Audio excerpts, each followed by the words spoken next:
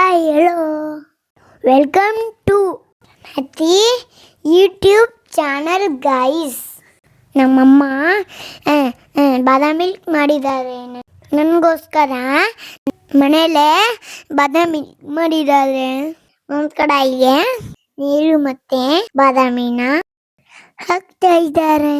ಆಮೇಲೆ 2 minutes gas ಮೇಲೆ ಬಿಟ್ಟು ಈ ತರ ಸಿಪ್ಪೆನ ರಿಮೂವ್ ಮಾಡ್ಕೋಬೇಕು. ಆಮೇಲೆ ಬಾದಾಮ್ ಪೌಡರ್ ಮಾಡಕ್ಕೆ ಗೋಡಂಬಿ, ಅರಿಶಿನ ಪೌಡರ್, ಕೇಸರಿ, ಏಲಕ್ಕಿ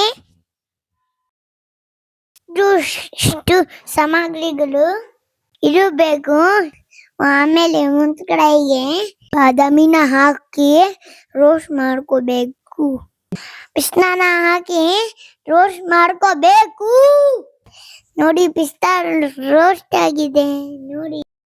ಇದಾದ್ಮೇಲೆ ಗೋಡಂಬಿನ ಲೈಟ್ ಆಗಿ ರೋಸ್ಟ್ ಮಾಡ್ಕೋಬೇಕು. ಎಲ್ಲ ರೆಡಿ ಆಗಿದೆ. ಈ ತರ ತಣ್ಣಗಾಗಬೇಕು. ನೋಡಿ, ಇಲ್ಲಿ ಸೌಂಡ್ ಬರ್ತಾ ಇದೆ. ಈ ತರ ಬರ್ಬೇಕು. ಆಮೇಲೆ ಮಿಕ್ಸರ್ ಜಾರ್ಗೆ ರೋಸ್ಟ್ ಆಗಿರೋ ಡ್ರೈ ಫ್ರೂಟ್ಸ್ ನ ಹಾಕಿ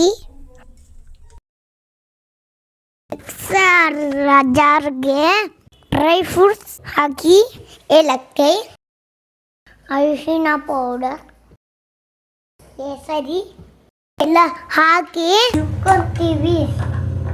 ನೋಡಿ ಗೈಸ್, ಬಾದಾಮ್ ಪೌಡರ್ ರೆಡಿ ಆಯ್ತು. ಫೈನಲ್ ಆಗಿ ನನ್ನ ಆಸೆ ಕಂಪ್ಲೀಟ್ ಆಯ್ತು. ಅಮ್ಮನ ಕಷ್ಟ ಏನಂತ ಅರ್ಥ ಆಯ್ತು. ಥ್ಯಾಂಕ್ ಯು ಅಮ್ಮ.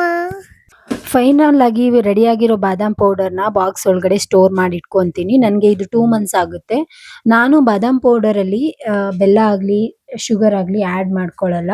ಯಾಕಂದರೆ ನಾನು ಹಾಲು ಬಿಸಿ ಮಾಡಬೇಕಾದ್ರೇ ಬೆಲ್ಲ ಹಾಕ್ಕೊಂಡು ಬಿಸಿ ಮಾಡಿ ಅದರಲ್ಲಿ ಬಾದಾಮ್ ಪೌಡರ್ನ ಮಿಕ್ಸ್ ಮಾಡಿ ಮಕ್ಳಿಗೆ ಕೊಡ್ತೀನಿ.